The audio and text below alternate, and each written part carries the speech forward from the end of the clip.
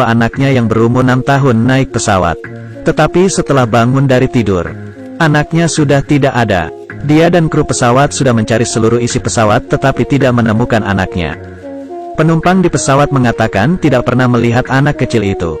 Dan di dalam kantongnya hanya ada tiket dia sendiri.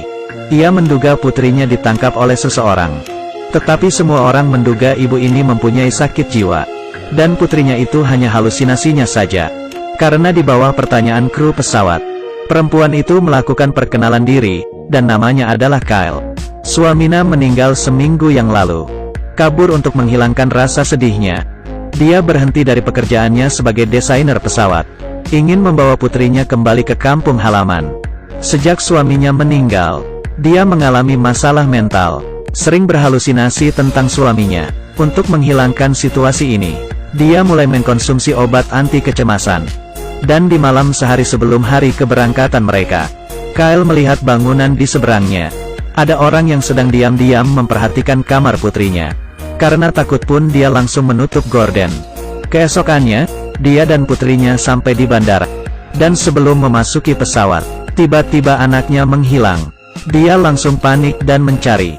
Untungnya menemukan anaknya di sebelah rak makanan. Sang putri hanya karena perutnya lapar. Makanya datang ke sini. Tetapi Kyle sangat marah, seperti orang yang gila, karena sekarang ini hanya tersisa dia dan putrinya saja. Setelah menemukan putrinya, mereka menunggu untuk masuk ke pesawat. Gate-nya dibagi menjadi 2 lantai. Dia dan putrinya duduk di lantai atas. Saat itu belum ada penumpang satupun yang masuk. Ibu dan anaknya melihat keluar jendela. Peti mayat suaminya juga dimasukkan ke dalam bagasi pesawat. Sang putri selamanya tidak akan bertemu dengan ayahnya lagi. Di jendela menggambarkan sebuah bentuk hati. Penerbangan kali ini penumpangnya tidak banyak. Setelah pesawat terbang, agar tidurnya nyenyak, ibu dan anak masing-masing tidur di satu tempat. Tetapi di saat dia bangun, putrinya sudah tidak ada. Awalnya dia tidak menyadari, tetapi sudah memutari satu putaran tetap tidak menemui putrinya. Di saat dia kembali ke tempat duduk, dia menemui boneka putrinya. Sekarang ini dia baru menyadari ada sesuatu yang tidak beres. Karena putrinya mau kemanapun, pasti akan selalu membawa boneka kesayangannya. Dia mulai menanyai pramugari dan penumpang di sekitarnya. Tetapi hasil yang didapatkan adalah, semuanya tidak pernah melihat anak perempuan berusia 6 tahun. Seorang pramugari membantunya untuk mencari anaknya melalui pengumuman di pesawat. Tetapi tidak ada yang terlalu peduli. Karena pesawat adalah ruang yang tertutup. Kalaupun anak menghilang, pasti akan bisa ditemukan. Kyle tetap tidak menemukan informasi apa-apa. Dia kembali menemui pramugari. Pramugari baru saja menghubungi orang yang di pintu masuk. Yang didapati adalah, tidak ada data penerbangan putrinya itu. Bahkan data nama di penumpang penerbangan itu juga tidak ada nama putrinya. Ini menandakan, putri yang dikatakan Kyle, dari awal tidak menduduki pesawat ini. Kyle demi membuktikan dia dan putrinya naik di pesawat yang sama, memasukkan tangannya ke dalam kantong. Tetapi, yang seharusnya ada 2 tiket, ternyata hanya ada sisa 1. Dia lari kembali ke tempat duduknya dan mencari kopernya. Hal yang tidak diduga pun muncul. Koper putrinya juga tidak ada. Lemari kabin itu sangat tinggi. Putrinya tidak mungkin mengambilnya sendiri. Kyle tiba-tiba kepikiran, putrinya mungkin saja diculik. Kyle pun langsung berlari ke arah tempat pilot mengemudi. Meski terus mengetuk pintu pilot, tapi kemudian, dia pun ditangkap oleh polisi pesawat. Putrinya yang hilang di dalam pesawat telah membuatnya sedikit konyol. Polisi itu membantunya memanggil pilot. Melalui pembicaraan antara pilot, pramugari, dan Kyle itu, menanyai apakah dia minum alkohol di dalam pesawat, atau sebelum masuk ke pesawat ada mengkonsumsi obat-obatan. Dan ternyata, Kyle sebelum memasuki pesawat ada mengkonsumsi obat. Kali ini pilot pun mengerti. Putri yang dikatakan Kyle, mungkin saja adalah halusinasinya. Tetapi di bawah desakan kuatnya, sang pilot memerintahkan semuanya untuk membantu mencari. Semua penumpang pun kembali ke tempat duduk masing. Dan yang lainnya memeriksa semua isi kabin. Lalu memasuki ke tempat ruang listrik untuk memeriksa. Tetapi tidak satu pun yang menemui putrinya. Saat itu hanya bagasi pesawat yang belum diperiksa. Karena menyangkut privasi penumpang. Dan tombol di pintu kargo sangat tinggi. Putrinya tidak mungkin masuk ke dalam. Kali ini, pilot juga tidak bisa karena seorang yang ada masalah mental, melanggar peraturan dan melakukan kesalahan ke semua penumpang. Di saat keduanya berdebat, Kyle tiba-tiba teringat dengan dua nama penumpang di pesawat, dan juga dua orang yang semalam diam-diam memerhatikan kamar putrinya. Dia pun menerjang kedua orang itu, dan dua orang itu memperlihatkan bukti tagihan hotel mereka. Kyle masih tetap tidak percaya lalu konflik fisik dengan mereka. Polisi pun menarik Kyle. Setelah menunggu dia sedikit tenang, baru menanyainya. Jika keduanya adalah penculik, kenapa semalam tidak melakukan apa-apa, dan malah bertindak di pesawat yang tidak ada tempat untuk kabur ini. Kyle pun terpikirkan kedua orang ini mungkin saja akan membajak pesawat. Dia seorang desainer pesawat, sehingga sangat mengerti dengan pesawat ini.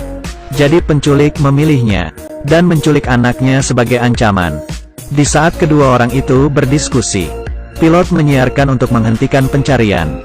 Kyle pun menemui pilot, tetapi dia mendapatkan kabar bahwa putrinya sudah meninggal. Tetapi, bukan meninggal di dalam pesawat. Barusan pramugari mendapatkan kontak, dan faks dari rumah duka. Seminggu yang lalu, suami dan anaknya jatuh bersama dari lantai atas dan meninggal. Mendengar kabar itu, Kyle langsung tidak tahan. Dia mulai berlari mencari anaknya di pesawat, dan bertemu dengan laki-laki yang dia curigai itu dan terjatuh. Di saat Kyle siuman, tangannya sudah dipasang borgol dan duduk di tempatnya sendiri. Di sebelahnya duduk seorang psikolog. Di bawah bimbingan psikolog, Kyle pelan-pelan menerima kenyataan dirinya sakit mental. Tetapi di saat dia tanpa sengaja melihat ke jendela, dia melihat gambar hati yang digambar anaknya. Dia menggunakan jarinya dan menggambarnya. Tebal halusnya tidak sama. Benar-benar perbedaan antara orang dewasa dan anak. Dia tahu, putrinya benaran masih ada. Di balik ini pasti ada sesuatu. Tetapi kali ini, Kyle tidak mengatakan apa-apa. Karena dikatakan pun tetap tidak ada orang yang akan percaya. Dia mengatakan ke psikolog, dia ingin ke WC, ingin menenangkan diri. Polisi membawanya hingga ke WC, dan membuka borgolnya. Saat dia baru saja memasuki WC, dia membuka jaketnya, lalu membungkus kepalan tangannya, membuka atap kamar mandi, lalu memanjat ke dalam, membuka kotak distribusi, dan memutuskan kabel, membuat pesawat kehilangan tekanan. Ruang penumpang mati listrik, sehingga menjadi gelap. Dia seorang desainer pesawat, jadi dia sangat memahami pesawat. Di saat ruang penumpang mengalami keributan, Kyle diam-diam memasuki ruang kargo yang sebelumnya belum dilakukan pencarian. Di sini pun tidak ada sosok putrinya, dan ada sebuah peti mati. Dia memasuki kata kunci yang hanya dia tahu. Peti mati itu pun terbuka. Di dalamnya hanya ada mayat suaminya. Tidak ada mayat sang putri. Jadi, putrinya pasti masih ada. Pesawat ini, pasti ada konspirasi. Di saat itu, polisi segera datang. Karena keributan yang dilakukan Kyle, pesawat akan mencari tempat untuk mendarat. Dia membawa Kyle keluar dari ruang kargo. Tetapi kotak peti itu lupa ditutup. Di saat polisi membawa Kyle melewati ruang penumpang, semua orang melihat dengan tatapan orang sakit jiwa, dan memberikan tepuk tangan ke polisi melakukan hal yang bagus. Kyle meminta pertolongan kepada si polisi. Putrinya benar-benar berada di dalam pesawat. Terakhir, hati polisi pun meluluh. Dia menyuruh pramugari untuk memerhatikan Kyle, dan dia membantu Kyle untuk menemui pilot. Tetapi, polisi malah tidak pergi menemui pilot. Dia kembali ke ruang kargo, dan ke arah kotak peti yang tidak ditutupi. Dan dari sana mengambil bom dan pistol. Lalu memasuki ruang listrik. Iya, di sini. Dia memasang bom di sebelah anak itu. Dia memasang bom di sebelah anak itu. Selanjutnya, dia menemui pilot, mengatakan Kyle sebenarnya seorang pembajak. Karena kotak petik mati tidak perlu melewati pemeriksaan. Jadi dia membunuh suaminya. Bahkan di dalam peti mati itu ada bom. Dan dia memiliki rekan. Dan senjata satunya lagi berada di rekan itu. Polisi menyarankan pilot untuk memenuhi tebusan Kyle sebesar 50 juta. Meminta pihak pesawat untuk mentransfer uang ke akun bank tertentu. Karena dia tidak menerima negosiasi melalui siapapun kecuali polisi. Di perjalanan polisi kembali ke ruang penumpang, pramugari menghalanginya. Gadis kecil itu dibawa pergi melewati troli makanannya. Jadi pembajak sesungguhnya adalah mereka berdua. Orang dari rumah duka itu. Juga rekan mereka. Suami Kyle, mereka yang membunuhnya. Dia membutuhkan peti mati untuk membawa bom itu ke dalam pesawat. Sekarang semua perbuatan kejahatan itu sudah berada di Kyle. Setelah pesawat mendarat, Kyle akan ditangkap. Pesawat akan meledak. Gadis itu akan menjadi abu. Tidak ada barang bukti. Tetapi saat itu Kyle masih terperangkap dalam kegelapan.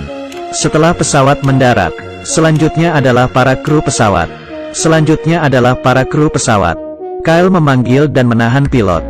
Dia memastikan troli makanan dan sampah tidak dibawa turun dari pesawat. Karena dia masih ingin mencari anaknya. Tetapi pilot dengan kesal mengatakannya, uang sudah ditransfer ke akunnya. Tidak perlu akting lagi. Polisi itu pun bersiap-siap untuk turun duluan. Kyle pun akhirnya mengerti. Tetapi putrinya masih di tangan si polisi itu. Dia tidak bisa melawan, hanya bisa menuruti di bawah ancamannya. Di saat semua orang sudah turun, dia memanfaatkan situasi saat polisi itu tidak siaga. Dan memukulnya diam-diam. Dan mengeluarkan senjata dari badan polisi. Kabur ke ruang pilot. Polisi mengeluarkan pistol dan mengejarnya. Mengikuti pintu, dia sudah tahu konspirasinya. Melewati jalur, akhirnya Kyle menemui putrinya. Polisi juga sudah mengejarnya. Tetapi Kyle menggunakan keahliannya dalam pesawat. Dia membawa anaknya ke jalur lain. Lalu menekan tombol bom. Polisi itu pun mengenai ledakan. Dalam asap, muncul seorang yang menggendong anak. Dan berdiri di depan semua orang. Pilot pun meminta maaf kepadanya. Semua kritik, kecurigaan, diskriminasi, lenyap dalam asap. Penumpang lain semua melihat ibu yang hebat itu. Mereka semua orang mudah percaya dengan apa yang disebut otoritas. Tetapi ibu ini menjadi sebuah pulau. Di pesawat kebanyakan orang meremehkannya. Pada akhirnya, mereka malah memuji-mujinya.